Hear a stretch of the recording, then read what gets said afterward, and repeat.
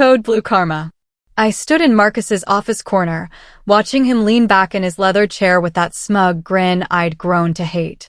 20 executives filled the room, all eyes on me as I finished explaining the manufacturing defect I'd discovered in their flagship product line. My hands trembled slightly as I held up the test results, numbers that screamed danger in bold red ink. Marcus laughed. Not a polite chuckle, but a loud, mocking laugh that echoed off the glass walls. My little sister, everyone. Always finding problems where none exist. The room joined in with nervous laughter. I felt my face burn hot. These stress tests are within acceptable range, he continued, waving his hand dismissively. You're reading the data wrong. I tried to speak again, but he cut me off. Look, I appreciate you trying to help, but you don't understand how this industry works. We've got certifications. We've got experts. We've got 20 years of experience here. He gestured around the room at nodding heads. My voice came out smaller than I wanted. Marcus, the polymer degradation is fine, he interrupted firmly. His eyes went cold despite his smile. You always exaggerate everything. Just relax. The meeting ended. People filed out, some patting Marcus on the back. I stood there holding my worthless papers, feeling like a child who'd embarrassed herself at the adults' table. My phone buzzed in my pocket, but I ignored it. 2 hours later, that same phone would ring with news that stopped my heart. The call came from Marcus's assistant, Veronica. Her voice was shaking so badly I could barely understand her words. Hospital, collapse, ambulance. I dropped everything and drove like my life depended on it, though it wasn't my life hanging in the balance. When I arrived at the company parking lot, 3 ambulances sat with lights flashing red and blue across the building's steel facade. A crowd of employees huddled near the entrance, some crying, others on their phones. I pushed through them, searching for answers. What happened? I grabbed someone's arm. Marcus just collapsed, the man said, his face pale. Middle of the quarterly review meeting. Just grabbed his chest and went down. EMTs wheeled a stretcher toward the nearest ambulance. I caught a glimpse of Marcus's face, gray and sweating, oxygen mask strapped across his mouth. My stomach twisted into knots. A paramedic was talking to the company doctor, listing symptoms in rapid-fire medical terminology that I recognized immediately.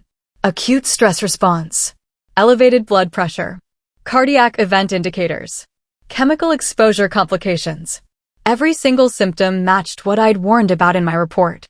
The polymer compounds, when heated during manufacturing, released fumes that accumulated in poorly ventilated spaces. Long-term exposure caused exactly this kind of reaction, especially under physical or emotional stress. I stood frozen, unable to move, unable to breathe.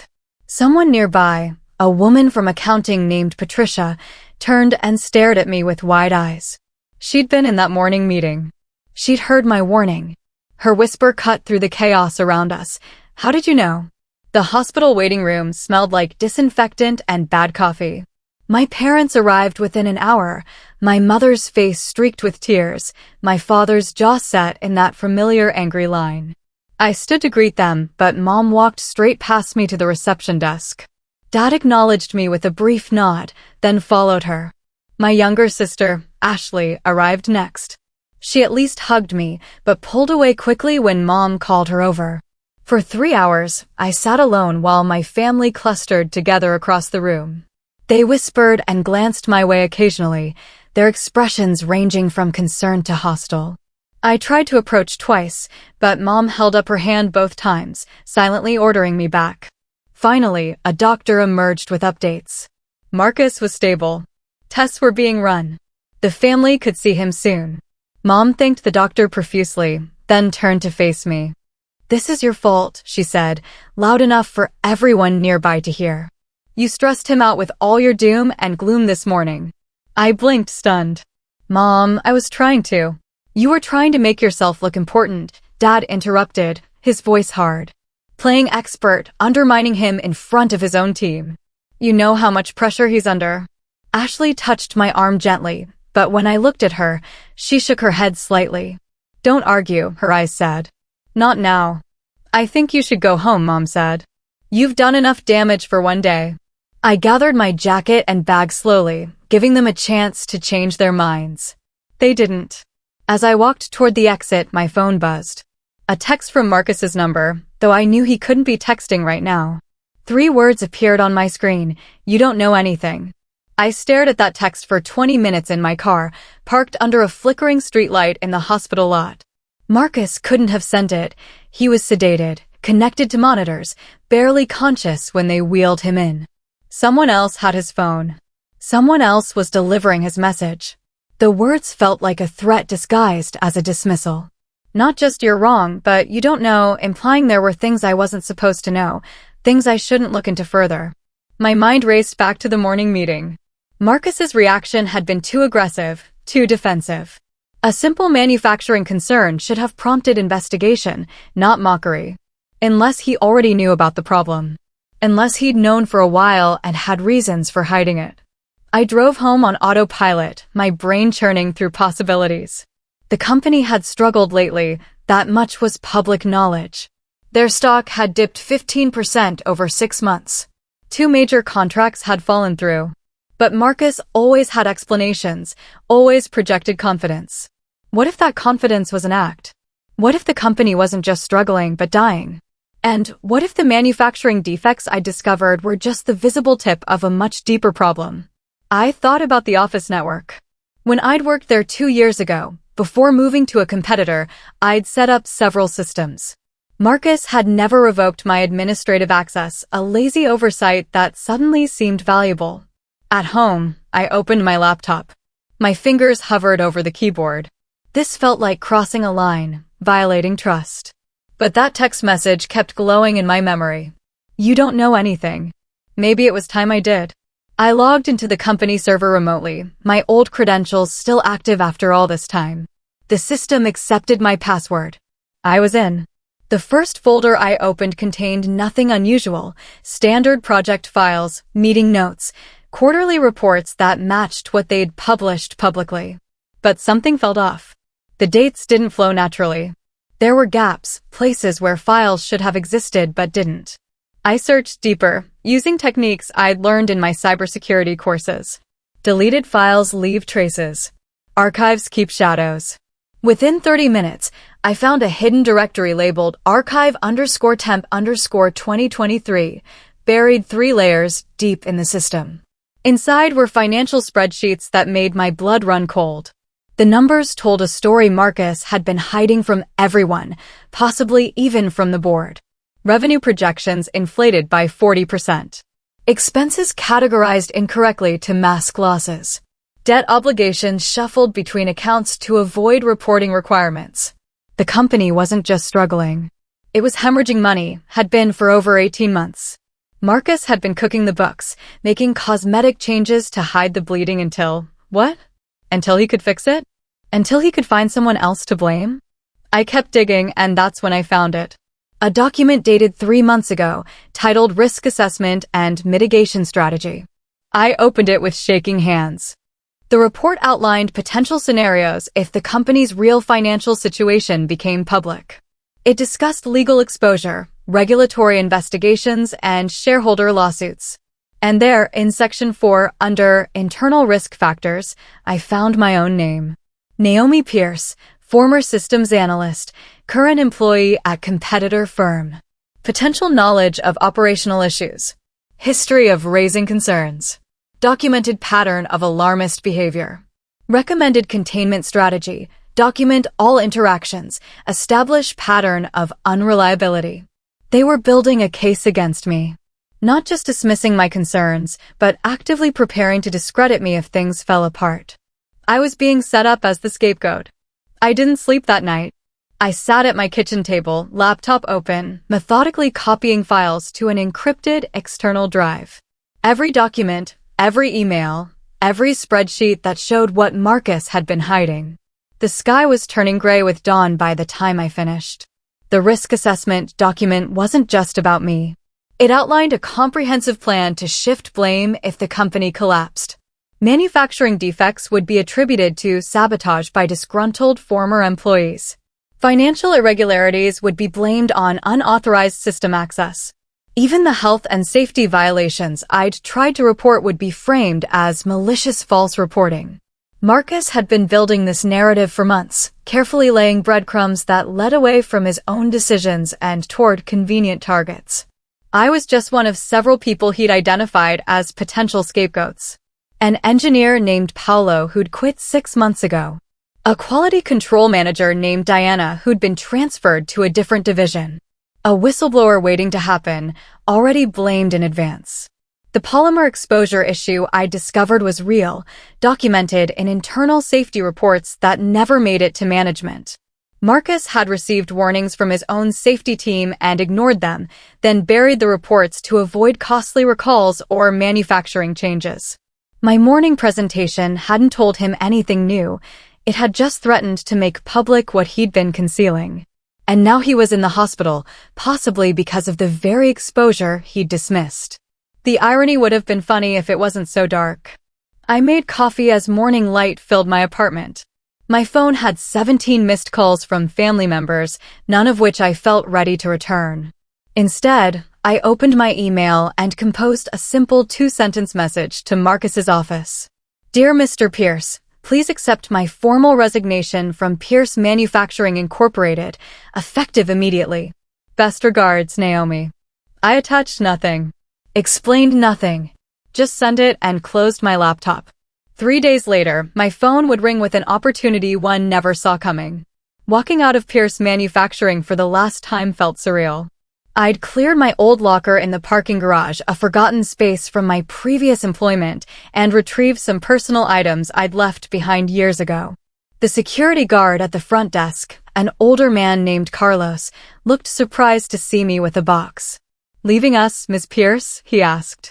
Just cleaning up loose ends, I said, smiling. Take care, Carlos. I didn't tell anyone else. Didn't have a goodbye lunch or send a farewell email to old colleagues. I'd resigned by email to Marcus's office administrator, and that was enough. The less noise I made, the better.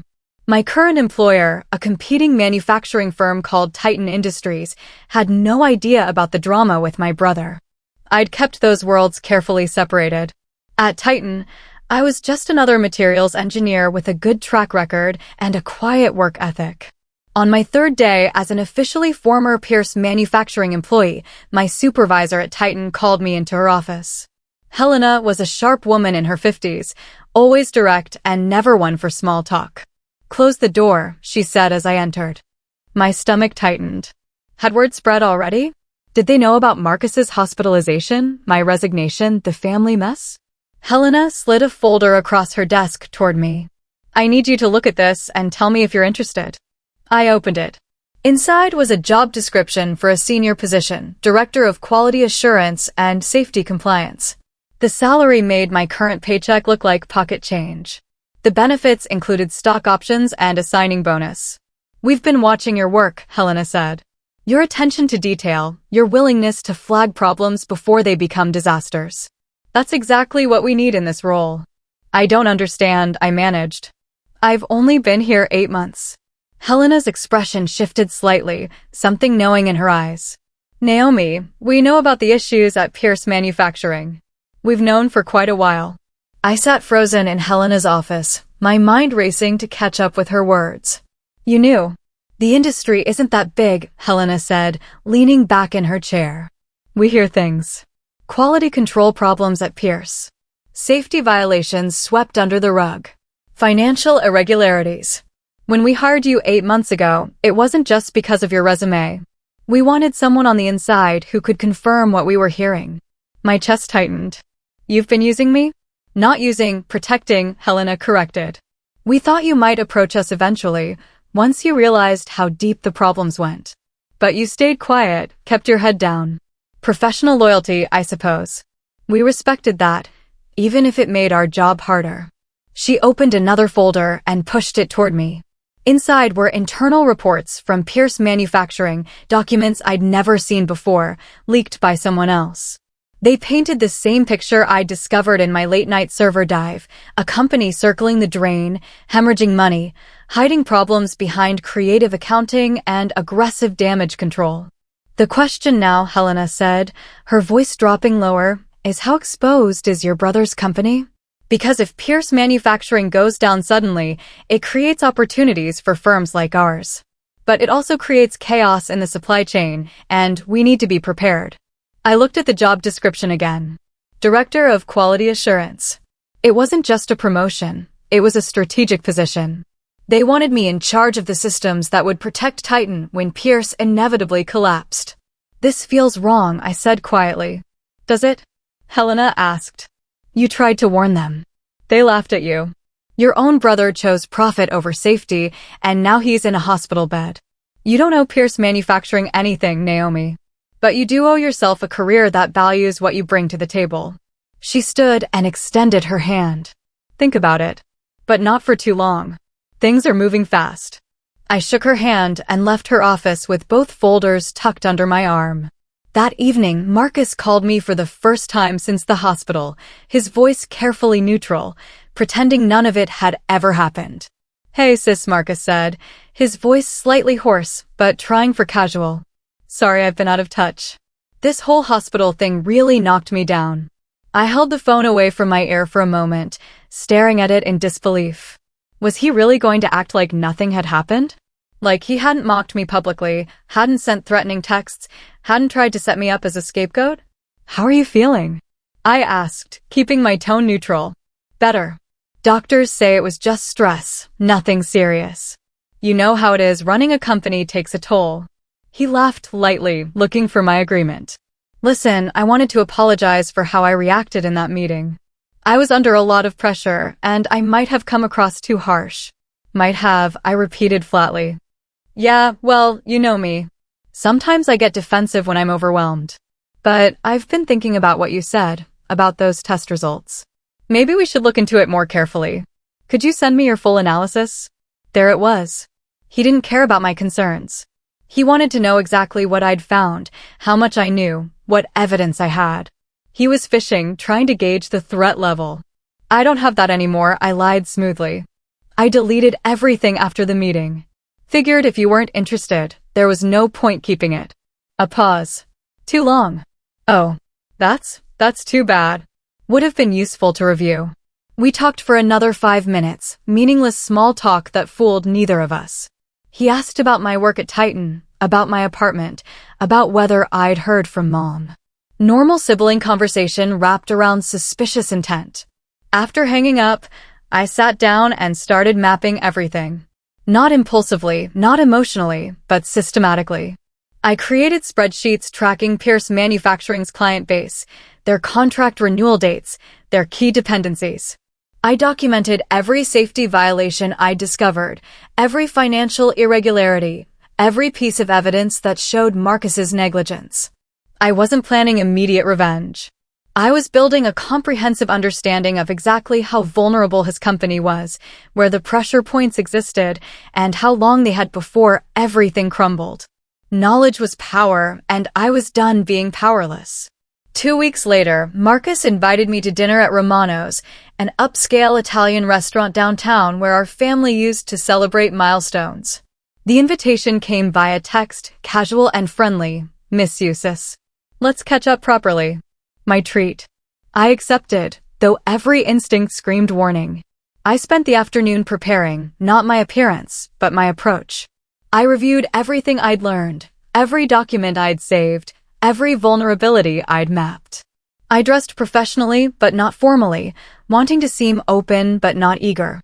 Marcus was already seated when I arrived, looking healthier than I'd expected. He stood and hugged me, the gesture feeling rehearsed. You look great, he said, pulling out my chair. How's everything? Good, I said simply. You seem recovered. Yeah, it was scary, but ultimately nothing serious. Doctors cleared me completely. Just needed to adjust my stress management. He smiled, signaling the waiter for wine. Speaking of which, I owe you a real apology. Not just for the meeting, but for how the whole family reacted at the hospital. Mom feels terrible about what she said. I doubted that, but I nodded. It was a stressful situation. Still, you were just trying to help, and we shut you down. That wasn't fair. He poured wine for both of us, his movements smooth and practiced. I've actually been reviewing some of the concerns you raised. You might have been onto something. Oh. I kept my expression neutral, interested but not too eager. Yeah, we found some issues with ventilation in the manufacturing area. Nothing dangerous, but worth addressing. I've got a team working on it now. He leaned forward, his voice dropping to a more intimate tone. Between us, I'm dealing with a lot of pressure from the board right now. They're breathing down my neck about quarterly numbers, and it makes me defensive sometimes. I take it out on the people closest to me, which isn't right. It was a good performance. Vulnerable without being weak, apologetic without admitting real fault. He was drawing me back in, rebuilding trust so he could find out what I knew. I understand pressure, I said carefully. Running a company isn't easy. We ordered food. The conversation flowed more naturally, touching on safer topics, Ashley's new apartment, Dad's golf hobby, a vacation Mom was planning. But I noticed Marcus kept steering back to my work at Titan, asking innocent-seeming questions about their operations, their client relationships, their strategic focus. They treating you well there? He asked over dessert. Very well, actually. Just got promoted. His smile faltered for just a fraction of a second. Promoted? That's great. To what? Director of Quality Assurance. Wow, that's a big jump. He recovered quickly, but I'd seen the flash of concern in his eyes. They must really value you. I think they do, I said, meeting his gaze directly. The waiter brought the check. As Marcus reached for his wallet, I noticed his phone on the table, screen facing up, with the recording app running. The red dot pulsed steadily, capturing every word we'd said. I pretended not to notice the recording, but my mind shifted into high gear. Everything I'd said suddenly took on new significance. Every word could be used against me or twisted to fit whatever narrative Marcus was building. But two could play that game. You know what I appreciate about you, Marcus? I said, leaning back in my chair with a relaxed smile. You've always been confident. Even when things get tough, you project strength. It's impressive. His chest puffed slightly. Thanks. I learned from Dad, never show weakness, especially in business. How are things really going at the company? I asked, my tone sympathetic. You mentioned board pressure. He hesitated, then the wine and my apparent warmth loosened his tongue. Honestly, it's been rough. We're juggling a lot of balls, and if even one drops, the whole thing could cascade. The manufacturing issues you flagged, the polymer thing, that's actually just one piece of a bigger puzzle. What do you mean? Financial stuff mainly. We took on debt to expand 2 years ago, and the return hasn't materialized like we projected. So now we're servicing that debt while revenue is flat, which squeezes margins, which makes investors nervous. He rubbed his face tiredly. I've had to get creative with how we report some things to keep everyone calm. Creative how? I asked gently. Just standard business practices, shifting expenses between quarters, reclassifying certain costs as investments, that kind of thing. Nothing illegal, just strategic presentation of information. He laughed, but it sounded hollow. The problem is, once you start, you can't stop. Any change in reporting method now would raise questions. I nodded sympathetically, letting him talk. He continued for another 10 minutes, discussing financial maneuvers that sounded increasingly questionable, admitting to pressuring the safety team to downplay concerns, acknowledging that he'd known about the ventilation problems for months before I'd presented my findings. The board doesn't know half of what's really going on, he said, finishing his wine. And it needs to stay that way until I can stabilize things. That's why I need people I can trust, people who understand the big picture. Family, you know. Family, I echoed, my stomach churning. He paid the check and we walked out together. In the parking lot, he hugged me again. I'm glad we did this. It feels good to have you back on my side. Me too, I lied. I drove straight to my lawyer's office, even though it was nearly 9 at night. I'd called ahead and she was waiting. I played her the recording I'd made on my own phone, tucked in my purse with the microphone facing out. Every word Marcus had said, every admission of financial manipulation and safety violations was captured clearly. My lawyer, a sharp woman named Kate Morrison, listened with increasingly wide eyes. When it finished, she looked at me seriously. This is potentially evidence of securities fraud. If his company is publicly traded. It is, I confirmed. Then these admissions could trigger regulatory investigations. Are you prepared for where this might lead? I thought about that text message, about being labeled a risk factor, about being set up to take the fall. Yes, I said. I'm prepared. I didn't release the recording myself. That would have been too obvious, too vindictive, and too easy to dismiss as a sibling rivalry gone toxic. Instead, I let the situation unfold naturally, knowing that Marcus's house of cards was already collapsing from its own weight. What I hadn't counted on was the video. It surfaced on an industry forum 3 days after our dinner, posted anonymously. The footage showed Marcus in a company meeting, not the one where he'd mocked me, but a different one from 2 months earlier. He was addressing his management team about the same safety concerns I'd later tried to raise. Look, I get that some people are worried about the fume levels, Marcus said on the video, his tone dismissive. But let's be real, those safety thresholds are designed with massive margins. We could be running at twice our current levels and still be technically safe. The cost of a full ventilation upgrade would kill our margins for 2 quarters, and I'm not doing that based on hypothetical risks. Someone off camera asked about employee complaints. Employee complaints? Marcus laughed, the same mocking laugh he'd used on me. Half these guys complain about the coffee being too hot. You can't run a business by committee, and you definitely can't let the manufacturing floor dictate operational decisions. We have lawyers, we have insurance, we have OSHA compliance certifications. If something actually dangerous was happening, those systems would flag it. Trust the process. The video ended. Within hours, it had been shared to multiple platforms. Within a day, it had been picked up by an industry watchdog blog. By the end of the week, the comments section had exploded with people tagging regulatory agencies, OSHA inspectors, and even local news stations. I watched it all unfold from my apartment, my laptop open to multiple browser tabs tracking the spread. I hadn't posted the video, but I knew who had someone else from inside Pierce Manufacturing, probably someone on the safety team who'd been silenced for too long and saw an opportunity. Marcus called me in a panic. Did you see this? Someone leaked internal footage. Do you know anything about it? I saw it, I said calmly. Pretty damaging. Damaging? Naomi, this could destroy everything. The board is freaking out. Our insurance company is demanding answers. We've got OSHA scheduling an inspection for next week. His voice cracked slightly. I need to know, did this come from you? No, I said honestly. I had nothing to do with that video. But someone did. Someone with access to our internal security footage. This is sabotage. Or accountability, I suggested quietly. He hung up on me. I set my phone down and went back to watching the comments multiply. Someone had connected the dots to Marcus's hospitalization, noting the suspicious timing. Others were pulling up the company's financial filings, asking pointed questions about discrepancies.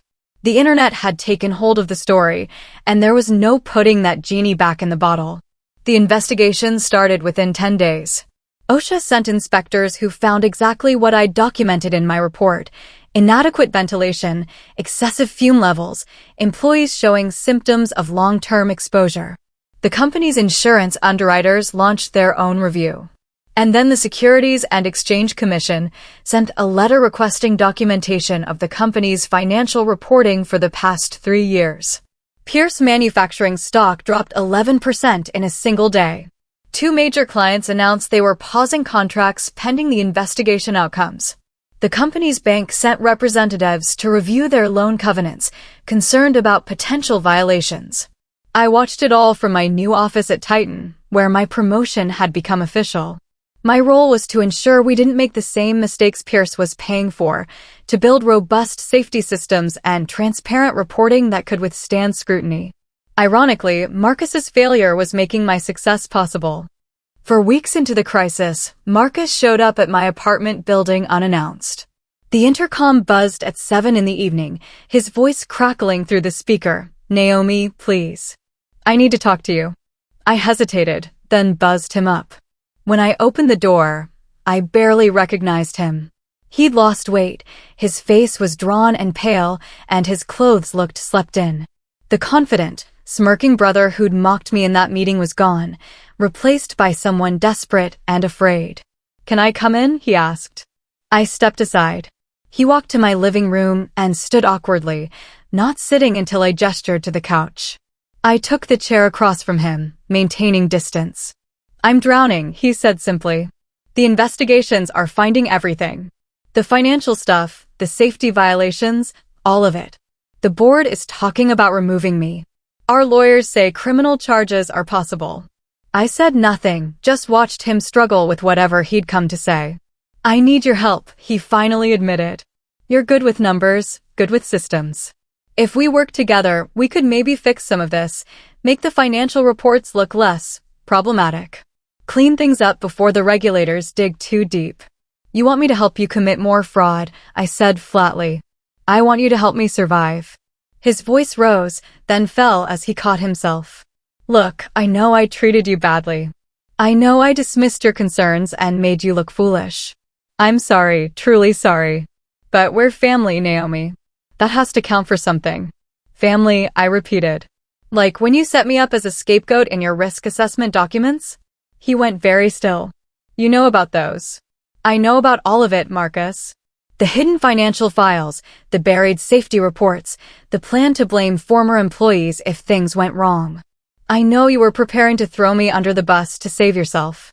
His face crumbled. I was scared. I didn't know what else to do. "You could have told the truth. You could have fixed the problems when they were small. You could have listened when people tried to warn you." I leaned forward. "Instead, you laughed. You mocked. You threatened. And now you want me to risk my career, possibly my freedom, to help you hide what you've done. If I go down, it affects the whole family," he said desperately. "Mom and Dad, their retirement is tied up in company stock. Ashley works there. This isn't just about me. That's emotional manipulation, and you know it." He stood abruptly. "Fine. If you won't help willingly, maybe you don't have a choice. Because I kept records too, Naomi. Your access to our servers, your resignation right before everything blew up, your new job at a competitor. I could make a case that you orchestrated this whole thing, that you sabotaged us to benefit Titan." The threat hung in the air between us. I stood too, meeting his eyes steadily. "Go ahead. Make that case. I'll submit the recordings of you admitting to securities fraud. I'll provide the risk assessment documents showing you planned to scapegoat me months before I resigned. I'll testify about every warning you ignored. Let's see whose story holds up better." He stared at me for a long moment, and I watched realization dawn across his face. He'd lost. Not just the company, not just his position, but any leverage he'd thought he had over me. "I'll tell them everything," he said, his voice breaking. "I'll tell Mom and Dad that you did this, that you destroyed the family business out of spite. Tell them," I said calmly. "I have evidence." Marcus left my apartment that night without another word. I stood at my window and watched him walk to his car, his shoulders slumped in defeat. Part of me felt a twinge of sympathy. He was still my brother, still someone I'd grown up with and once looked up to. But that part was small compared to the cold clarity I felt about what had to happen next. He tried exactly what he'd threatened. The next day, he called a family meeting at our parents' house. I wasn't invited, but Ashley texted me what was happening in real time. "Marcus is telling everyone you sabotaged him," her message read. "Says you stole company secrets and leaked them to competitors. Mom is crying. Dad is furious. They want to call the police." I typed back, "Let them talk. I'll be there in 20 minutes. I arrived to find the family in the living room, Marcus sitting in Dad's armchair like he was holding court. Mom's eyes were red, Dad's face was set in angry lines, and Ashley looked uncomfortable on the couch. They all turned when I walked in. "You weren't invited," Marcus said coldly. "I was accused," I replied. "I get to defend myself." I opened my laptop bag and pulled out a folder, not everything I had, but enough. I set it on the coffee table. "These are the risk assessment documents from Pierce Manufacturing, dated 3 months ago. You'll find my name listed as a potential scapegoat if the company's financial problems became public." Marcus was planning to blame me before I ever resigned. Dad reached for the folder, but Marcus stood quickly. "Those are stolen confidential documents. She illegally accessed our servers. Using administrative credentials you never revoked after I left 2 years ago," I said calmly. which raises questions about your own IT security practices but doesn't make the documents any less real. Mom looked between us, confused. I don't understand what's happening. What's happening, I said, sitting down on the arm of the couch, is that Marcus has been running the company into the ground for over a year. He's been hiding financial losses, ignoring safety violations, and preparing to blame employees if it all collapsed.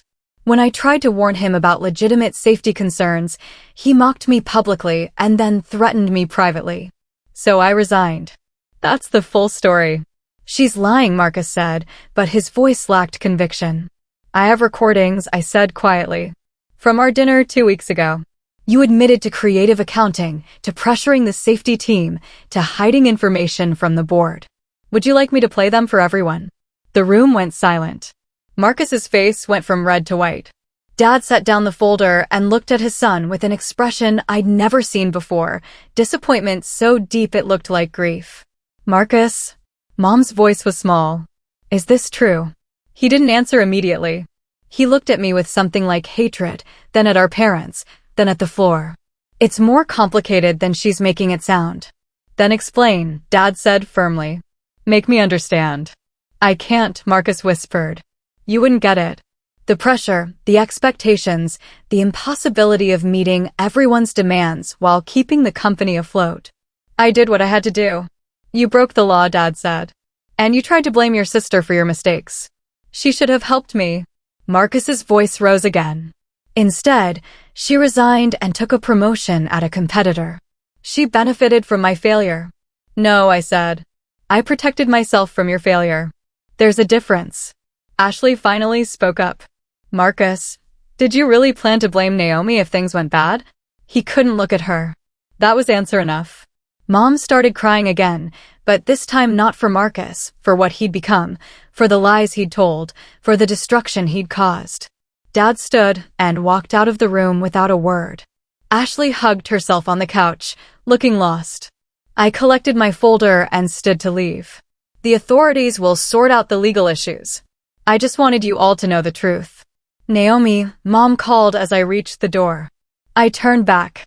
She looked older suddenly, worn down by the weight of it all. Did you hate him? Is that why you didn't try harder to help? No, Mom, I said honestly. I tried to help. He just never listened. Over the next week, I provided my parents with copies of everything, the financial documents, the safety reports, the risk assessment papers, the recordings from the dinner. I did it methodically, with cover letters explaining the context and timeline, making it impossible to misunderstand or misinterpret. Dad called me 3 days later. I'm sorry, he said, his voice heavy. We should have believed you from the start. You believed your son, I replied. That's natural. It's not natural to assume the worst about your daughter without evidence. Your mother and I talked. We were wrong, and we hurt you. That's on us, not on Marcus.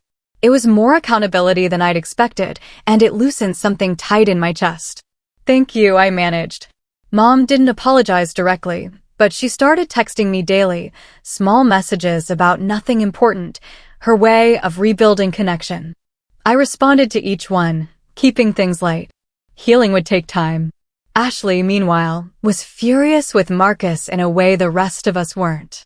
She'd quit her job at Pierce Manufacturing immediately and was job hunting while living off savings. I can't believe I defended him, she said over coffee one afternoon. All those times you tried to tell us something was wrong, and I told you to back off. You didn't know, I said. I should have. The signs were there. I just didn't want to see them.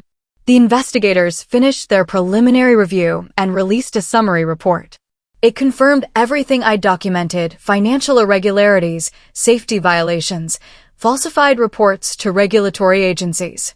The SEC announced a formal investigation. OSHA issued citations and fines. The company's insurance carrier initiated legal action to void their policy based on material misrepresentations. And then the medical report came out. Marcus's hospitalization, initially attributed to stress, was reclassified after follow-up testing.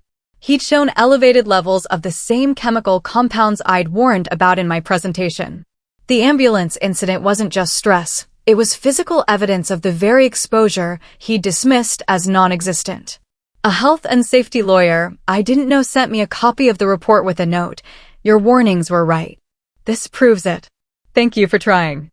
The medical findings changed everything. What had been a corporate negligence case suddenly had a human face, Marcus's own face, gray and sweating on that stretcher, oxygen mask strapped across his mouth. The man who'd dismissed safety concerns was now documented evidence of their validity. The company's lawyer scrambled to control the narrative, but the story was too compelling. Local news picked it up, CEO hospitalized from fumes he claimed were safe. Industry publications followed. Pierce manufacturing crisis deepens as health hazards confirmed. The internet piled on with commentary ranging from schadenfreude to serious analysis of corporate accountability. Marcus went silent. No more phone calls, no more threats, no more desperate attempts to salvage the situation. He'd hired a criminal defense attorney and was following advice to stop talking. But the damage was done. The evidence had mounted beyond any reasonable doubt. Investigators connected the dots explicitly in their reports. Marcus had received internal warnings about chemical exposure risks dating back 14 months. He'd dismissed those warnings, citing cost concerns and acceptable risk levels. He'd ordered the safety team to remove air quality monitors from certain areas. He'd approved changes to manufacturing processes that increased fume production without corresponding ventilation improvements. And then he'd suffered acute exposure symptoms severe enough to require hospitalization, proving that the risks were real, immediate, and serious. The corporate negligence case now included willful endangerment.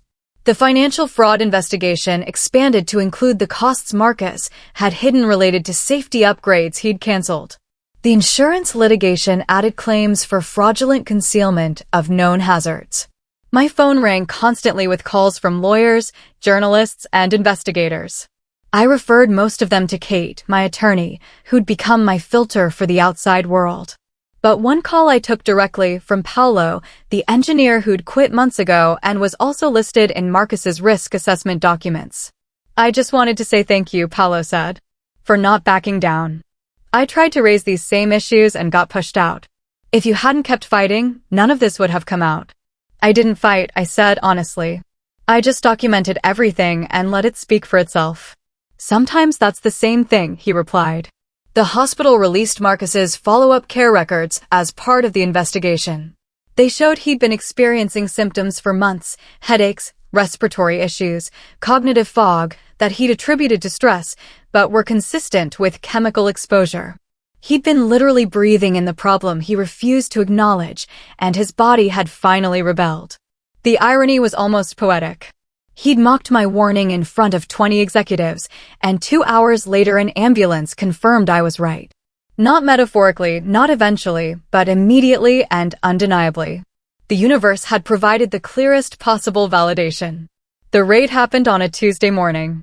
Federal investigators arrived at Pierce Manufacturing with warrants to seize computers, files, and financial records. Employees stood in the parking lot, watching agents carry boxes out of the building. The news helicopters circled overhead, broadcasting live footage. By noon, the board of directors held an emergency meeting. By 2 p.m., they'd voted unanimously to remove Marcus as CEO, effective immediately. A press release went out within the hour, carefully worded to distance the board from Marcus's actions while expressing commitment to cooperating with investigations. Marcus's lawyer released a statement that evening. Mr. Pierce maintains his innocence and looks forward to his day in court. The recent events reflect a complex business situation that has been mischaracterized by those with competitive interests. It was corporate speak for "I'm fighting this," but everyone could see the writing on the wall. The evidence was overwhelming, the documentation was clear, and the medical proof was undeniable. Over the next 2 weeks, key employees left the company. The head of finance resigned, citing philosophical differences. The VP of operations retired to spend more time with family. The safety director, who'd been pressured to downplay concerns, cooperated with investigators and received immunity in exchange for testimony. Marcus's professional network collapsed. Former business partners publicly distanced themselves. His country club membership was quietly suspended. People who'd once sought his advice now crossed the street to avoid conversations. I heard about it all secondhand, through Ashley and industry contacts, but I didn't seek updates. I was focused on my own work at Titan, building the systems that would prevent similar failures. My days were full of policy reviews, safety audits, and training programs. I was too busy creating something good to spend energy watching something bad disintegrate. But I couldn't completely ignore it. The industry was small, and Marcus's fall was spectacular enough that everyone was talking about it. Competitors analyzed what went wrong. Regulators used it as a case study. Business schools would probably teach it as an example of corporate governance failure. Pierce Manufacturing announced layoffs, 30% of the workforce. The stock dropped another 20%. Bankruptcy proceedings began. The company that had been in our family for 20 years was being dismantled piece by piece, sold off to cover debts and legal settlements. Mom called me crying. Everything your father and I built is gone. No, Mom, I said gently. Everything Marcus destroyed is gone. What you and Dad built was solid. He's the one who broke it. But she couldn't hear that yet. The grief was too fresh, the loss too raw. I let her cry and promised to visit soon. The news articles hit a few days later. Every major business publication ran the story, and they all used the same hook, Marcus's own words coming back to haunt him. Quotes from the leaked meeting video appeared in headlines. CEO who dismissed safety concerns now faces charges for creating unsafe workplace. Trust the process CEO ignored the process, investigators say. Pierce Manufacturing executive's own health crisis proves warnings were valid. The articles were thorough, detailed, and damning. They outlined the timeline, the initial safety team warnings, Marcus's dismissals, my presentation and his mocking response, the ambulance incident, the investigations, the discoveries. It read like a morality tale about hubris and accountability. Several articles mentioned me by name, describing me as a whistleblower who'd tried to warn the company and been ignored. That wasn't exactly accurate. I'd resigned before any real whistleblowing occurred, but the narrative had taken on a life of its own. I'd become a symbol of speaking truth to power, whether I wanted that role or not. My inbox flooded with messages. Job offers from other companies. Interview requests from podcasters. Speaking invitations from industry conferences. Even a literary agent asking if I'd considered writing a book about the experience. I declined most of them through Kate, my lawyer, who was earning her fees managing the deluge. But I did accept one interview request from a respected industry publication that promised to focus on safety culture rather than family drama. The interviewer, a sharp journalist named Hannah Price, asked thoughtful questions about how companies could better listen to internal concerns. I talked about systems and structures, about creating environments where bad news could flow upward, about protecting people who raised uncomfortable truths. Near the end, she asked, "Do you feel vindicated?" I considered the question carefully. "No," I said finally. Vindication implies I was fighting to prove something. I was just trying to protect people from a known danger. The fact that it took my brother's hospitalization to make anyone listen isn't vindication, it's tragedy. The article ran with that quote as the pullout. It was shared thousands of times, apparently resonating with people who'd experienced similar situations in their own workplaces. But the article I read most carefully was in the local paper, a small piece buried in the business section. It reported that former Pierce Manufacturing employees had formed a support group for those dealing with health issues from workplace exposure. Several workers had come forward with symptoms similar to Marcus's, and a class action lawsuit was being organized. That was the real cost of Marcus's decisions, not his ruined reputation or criminal charges, but the people who'd trusted their employer to keep them safe and had been betrayed. I sent an anonymous donation to help cover their medical expenses and legal fees. My promotion at Titan was announced in the company's quarterly newsletter. Director of Quality Assurance and Safety Compliance. My photo appeared alongside a brief bio highlighting my commitment to industry best practices and worker protection. The announcement reached people who tracked industry movements, competitors, suppliers, clients, and former colleagues. Within hours, reporters had connected the dots. Naomi Pierce, who'd tried to warn Pierce Manufacturing about safety issues, had been promoted to a senior safety position at a competing firm. The optics were too perfect to ignore. A business reporter named Jack Williams called my office directly. "Ms. Pierce, some are suggesting your promotion at Titan represents a conflict of interest given the ongoing investigations into Pierce Manufacturing. Would you care to comment?" I was prepared for this. Kate and I had discussed it extensively. "My current position focuses on ensuring workplace safety and regulatory compliance," I said carefully. "Those responsibilities exist independently of any specific company or situation. Quality assurance isn't a competitive advantage, it's a baseline requirement that all companies should meet. But you did work at Pierce Manufacturing previously, and you did raise concerns that are now central to the investigation." I raised concerns as any responsible employee should. The fact that those concerns were ignored isn't my responsibility. My current role is to ensure that doesn't happen at Titan. The article ran with the headline, "Pierce Manufacturing Whistleblower Rises While Brother Falls." It framed my success as karmic justice, which made me uncomfortable. I hadn't orchestrated Marcus's downfall for personal gain. His choices had consequences, and my career had progressed independently. But public perception didn't care about nuance. Social media discussions painted me as either a hero who'd stood up to corruption or a vindictive sister who'd destroyed her family's business. Neither characterization felt accurate, but there was nothing I could do about it. Helena called me into her office. "The press attention is getting intense. How are you holding up?" "I'm fine," I said. "I expected some of this. The board wants to make sure this doesn't become a distraction. Not because they're unhappy with you, the opposite, actually. They're impressed with how you've handled it. But they want to protect you from becoming a target." "A target for what?" "Pierce Manufacturing's lawyers are looking for anything they can use. If they can paint you as having competitive motivations for exposing problems, they might try to discredit the evidence. It's a desperate strategy, but desperate people do stupid things." I understood what she was saying. "You want me to keep a low profile. I want you to be careful. Document everything, save everything, and don't communicate directly with anyone from Pierce Manufacturing without legal counsel present." I agreed, though it felt like giving Marcus power he didn't deserve. But Helena was right. This wasn't about fair or unfair. It was about protecting the integrity of the investigations and the validity of the evidence. That evening, a notification popped up on my phone. Someone had posted a comparison photo online, Marcus being wheeled out on a stretcher next to my professional headshot from Titan's website. The caption read, "While he refused to listen, she moved up. Karma is real." I reported the post for harassment and closed the app. The internet's obsession with justice porn wasn't helping anyone.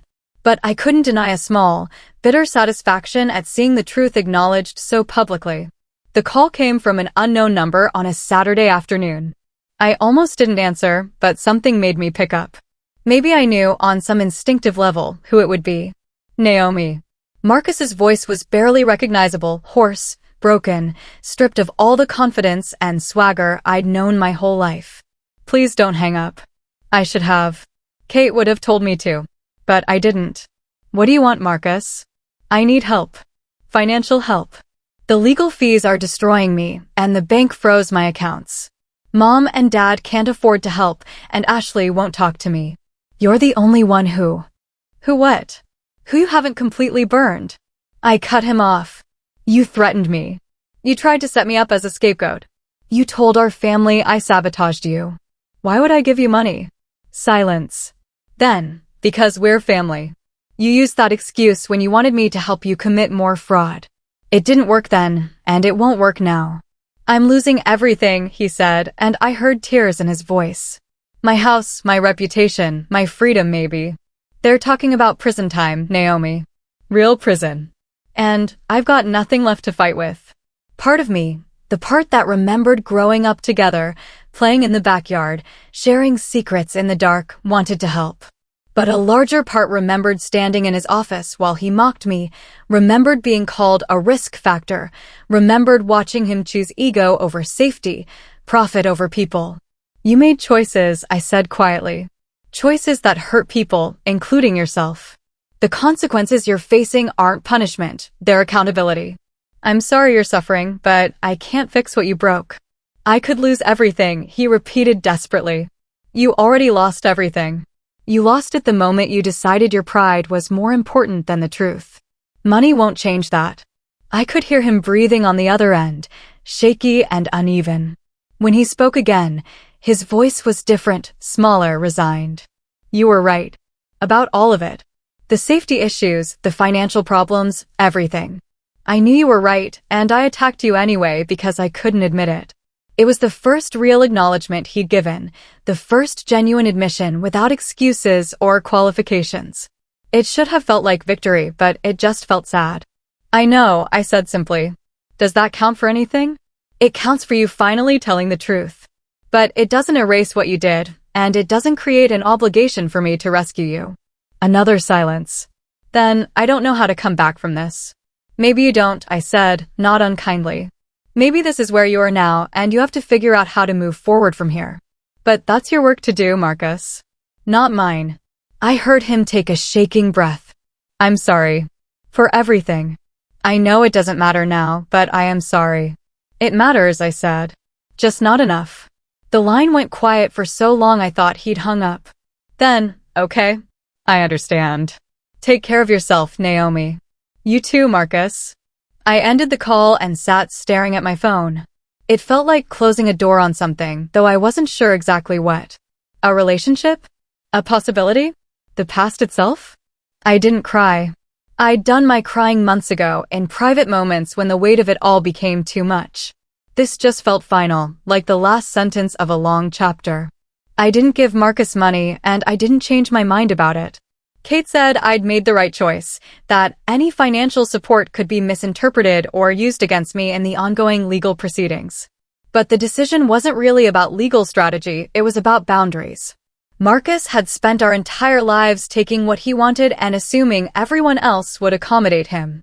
Our parents had enabled it, celebrating his successes and excusing his failures. I'd enabled it too, staying quiet when he was cruel, minimizing his selfishness, accepting being the lesser sibling in the family hierarchy. But something had shifted in me during that long night of downloading files from the company server. I'd stopped being willing to make myself smaller so Marcus could feel bigger. And once you stop, you can't start again. The trial date was set for 6 months out. Marcus's lawyer was mounting a defense based on industry standards and good faith business judgment, arguing that the issues at Pierce Manufacturing were the result of economic pressures and honest mistakes rather than willful negligence. The prosecutors had a different story, backed by internal documents showing Marcus had known about problems and actively concealed them. My name appeared on both witness lists. The prosecution wanted me to testify about the warnings I'd given and the evidence I'd discovered. The defense wanted to paint me as a disgruntled employee with competitive motivations. I'd be deposed by both sides, my credibility picked apart, my actions scrutinized. Kate prepared me with mock questioning sessions that left me exhausted. They're going to make you uncomfortable, she warned. They're going to imply you had ulterior motives, that you benefited from your brother's failure, that family loyalty should have meant protecting him rather than exposing him. You need to stay calm and stick to the facts. I can do that, I said, though I wasn't entirely sure. Remember, you tried to warn him, he dismissed you, you documented what you found, and you left. Those are the facts. Everything else is narrative, and you don't have to accept their narrative. In the meantime, life continued. I threw myself into work at Titan, developing comprehensive safety protocols and training programs that became industry models. Other companies reached out asking for consulting help. I started speaking at conferences about safety culture and organizational accountability. My professional reputation grew in direct proportion to Marcus's collapse. It was uncomfortable, being known partly because of his failure, but I couldn't control that. I could only control my own work, my own integrity, my own choices. Ashley and I grew closer during this period. She'd started therapy to process everything, the betrayal, the financial loss, the family dynamics that had allowed Marcus's behavior to flourish unchecked. I keep thinking about all the warning signs we ignored, she told me over dinner one evening. All the times he manipulated situations or blamed others. We just let him. We learned what we were taught, I said. Now we're unlearning it. Mom and Dad were struggling more. Dad had aged visibly, the stress of watching his legacy crumble taking a physical toll. Mom oscillated between defending Marcus and condemning him, unable to settle on a consistent response. They asked me not to testify at the trial, to show family loyalty. I told them gently but firmly that I would tell the truth under oath, whatever that meant for Marcus. The family gathering stopped. Holidays became optional, relationships became distant. Some bridges had been burned too thoroughly to rebuild. I mourned that loss, but I didn't regret my choices. Sometimes doing the right thing costs you something you love. The moment came 6 weeks before the trial, during a family dinner that Mom had insisted on despite everyone's reluctance. We gathered at a restaurant, neutral territory, public space, somewhere we'd have to behave. Mom, Dad, Ashley, and me. Marcus wasn't invited. We made small talk through appetizers. The weather, Ashley's new job, Dad's doctor appointments. Safe topics that required no vulnerability. But over main courses, the facade cracked. I don't understand why you have to testify, Mom said, not looking at me. Can't you just say you don't remember or that you're too biased to be useful? I'm under subpoena, Mom. I have to testify and I have to tell the truth. But you're going to hurt him, she said, her voice breaking. Your own brother. He hurt himself, I replied. I'm just describing what happened. Dad set down his fork. Your mother's right that this is going to damage Marcus severely. The question is whether that matters to you. Of course it matters, I said, feeling heat rise in my chest. Do you think I enjoy this? That I wanted any of this? I tried to warn him. He laughed in my face. What was I supposed to do, stay silent while people got hurt? You were supposed to protect your family, Mom said. I tried to protect the employees at his company, I shot back. Aren't they someone's family too? Ashley touched my arm gently, a silent request to keep calm. I took a breath and continued more quietly. I understand this is painful. But Marcus made choices that had consequences. Me telling the truth about those choices isn't what's hurting him, the choices themselves are. Easy to say when you're not the one facing prison, Dad said bitterly. You're right, I acknowledged. It's easy for me because I didn't commit fraud or endanger workers. Marcus did. And now he gets to face the consequences of that. It's not my job to protect him from the outcomes of his own actions. So family means nothing to you, Mom said, tears running down her face. That broke something in me. Family means everything to me, I said, my voice shaking. That's why it hurts so much when you all chose to believe him over me without question. That's why it destroyed me when you blamed me for his hospitalization instead of listening to my concerns. That's why I'm still here at this dinner even though you're essentially asking me to commit perjury to protect someone who tried to set me up as a scapegoat. Silence fell over the table. Other diners glanced our way, then quickly looked away. I did warn him, I continued quietly. Multiple times.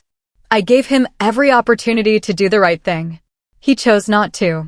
And I'm truly sorry that he's facing consequences, but those consequences exist because he earned them, not because I inflicted them. Dad's phone buzzed. He glanced at it, then stood abruptly. That's Marcus. He's asking why we invited Naomi to dinner. How does he know? Ashley asked.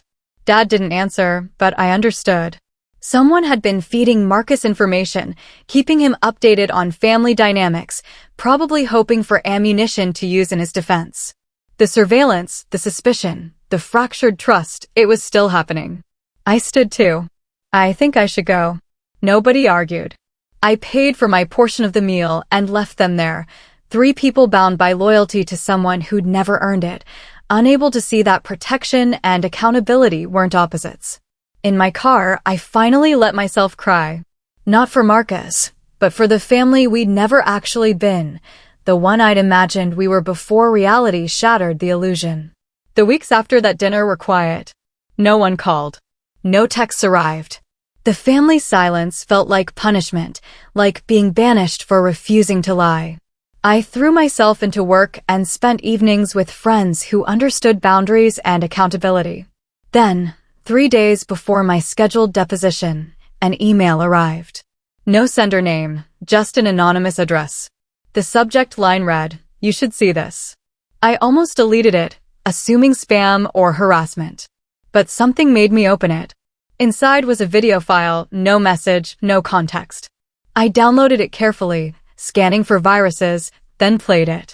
The footage showed Marcus in what looked like a therapy session, though I couldn't tell if it was court-ordered or voluntary. He sat in an armchair, talking to someone off camera. The worst part, he was saying, is knowing she was right. From the beginning, Naomi was right about everything. The safety issues, the financial problems, all of it. And I knew she was right. I just couldn't admit it because that would mean admitting I was failing. And I'd rather destroy the company, destroy my health, even destroy my relationship with my sister than admit failure. The therapist's voice, why do you think that is? Because I was raised to be exceptional. To be the son who succeeded, who built something, who made the family proud. And Naomi was supposed to be less than that. Smart, sure, but not a threat. When she started seeing problems I couldn't fix, it felt like she was exposing my inadequacy. So I attacked her to protect my ego. And now? Now I've lost everything anyway. The company, my reputation, probably my freedom. All because I couldn't handle my little sister being right. He laughed bitterly. She tried to save me, and I thanked her by setting her up to take the fall if I couldn't save myself. The video ended. I sat staring at my computer screen, unsure what to feel. Vindication? Pity? Anger? Somehow, hearing Marcus finally understand and admit what he'd done didn't bring satisfaction. It just felt sad. I didn't know who'd sent me the video or why. Maybe someone who thought I deserved to hear Marcus's confession. Maybe Marcus himself in a moment of remorse. Maybe his therapist violating confidentiality for reasons I couldn't fathom. It didn't really matter. The deposition went smoothly. Marcus's lawyer asked predictable questions about my motivations and timeline. I answered honestly, sticking to facts. The prosecution's lawyer asked about the warnings I'd given and the evidence I'd found. Again, I stuck to facts. Did you want Pierce Manufacturing to fail? The defense attorney asked at one point. No, I said simply. I wanted them to fix their problems before people got hurt. That's not the same thing. But you did benefit from their failure, didn't you? A promotion, higher salary, increased professional reputation. I benefited from doing good work at my current employer. Pierce Manufacturing's failure wasn't necessary for my success. It just happened to occur during the same time period. I left the deposition feeling drained but relieved. It was done. My testimony was on record. Whatever happened next was out of my hands. That evening, I received a text from Ashley. I'm sorry we didn't believe you sooner. I'm sorry Mom and Dad are still choosing him. I'm proud of you for telling the truth. I cried reading it, tears of relief and gratitude. At least one family relationship could be salvaged. That was something. The official notice came on a Tuesday morning via certified mail. The charges had been formally filed: securities fraud, workplace safety violations, obstruction of justice. The indictment was detailed, comprehensive, damning. It outlined everything: the hidden financial records, the ignored safety warnings, the attempts to suppress evidence and blame others. My name appeared throughout the document, not as a defendant but as a witness and a victim. The prosecution had used my warnings as evidence of Marcus's knowledge of problems. They'd used his dismissal of my concerns as evidence of willful negligence. They'd used his risk assessment documents as evidence of planned obstruction. The ambulance incident was prominently featured. A section titled Physical Manifestation of Concealed Hazards described how Marcus had experienced acute symptoms of the very exposure he dismissed as non-existent. It connected his hospitalization directly to the unsafe conditions he'd created and maintained. The document concluded that Marcus had prioritized profit over safety, had knowingly endangered workers, had attempted to evade regulatory oversight, and had conspired to blame innocent parties for his own failures. If convicted on all counts, he faced up to 20 years in prison and millions in fines. I read the indictment 3 times, each pass making it more real. This was happening. My brother was facing serious criminal charges, and I'd played a role in building the case against him. Not intentionally, not vindicatively, but simply by documenting the truth and refusing to stay silent. Kate called shortly after the indictment became public. How are you holding up? I'm okay, I said, and meant it. Is this really over now? The investigation phase is over. Now comes the trial, which could take months. But your part is mostly done. You might be called to testify, but the heavy lifting is behind you.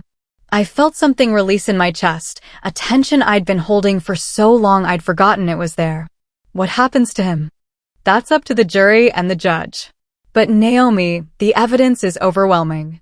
His own words, his own documents, his own health crisis, it all points to the same conclusion.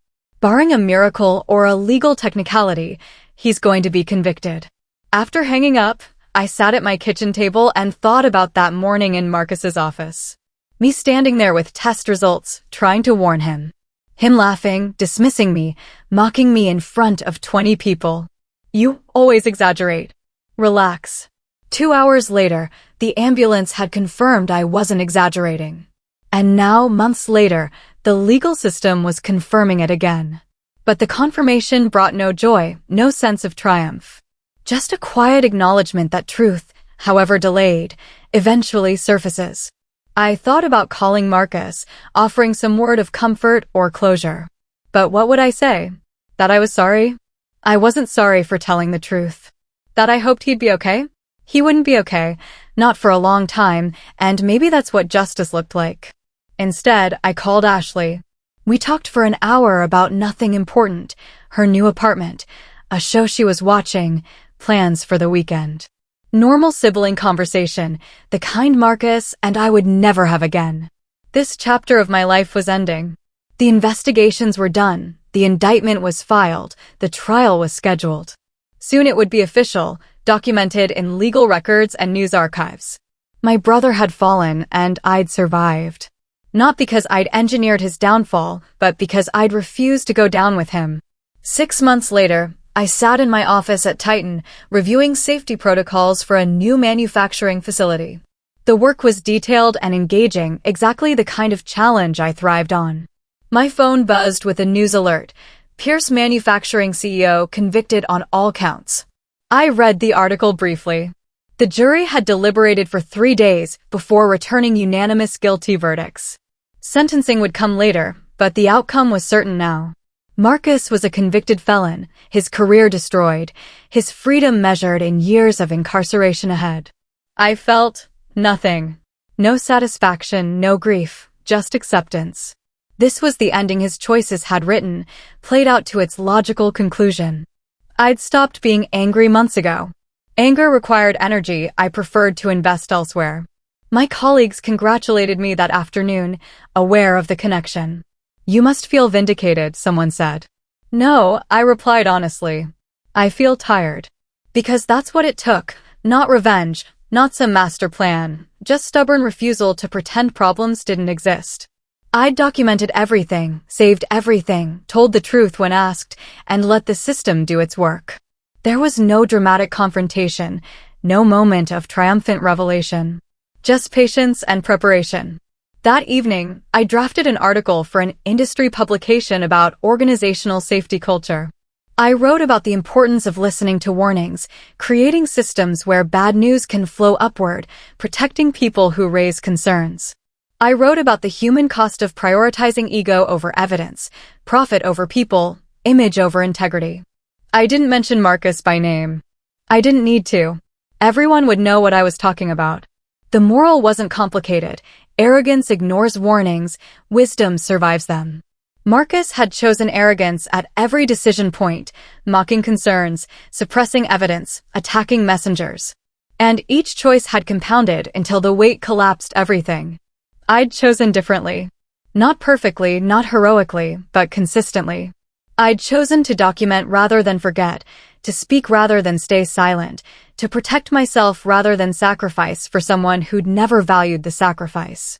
The ambulance hadn't proven I was right, the evidence did that. But it had created a moment so visceral, so undeniable, that even people invested in the lie couldn't ignore it anymore. Sometimes truth needs a catalyst, a breaking point where reality overwhelms narrative. I finished the article and saved it, then closed my laptop. Tomorrow I'd review it, edit it, submit it. But tonight I just sat in my apartment, looking out at the city lights, feeling the weight of everything finally lifting. My brother had mocked my warning. The ambulance had confirmed it. And now the courts had validated it. The circle was complete. But the real lesson wasn't about being right, it was about what you do when you are. Do you gloat? Punish? Seek revenge? Or do you simply refuse to be diminished by someone else's inability to hear truth? I chose the latter. Not because I was noble, but because I was tired of making myself smaller. And once you stop shrinking yourself for other people's comfort, you discover a surprising thing: you were never the problem. They were. The ambulance didn't prove I was right. It proved he never listened.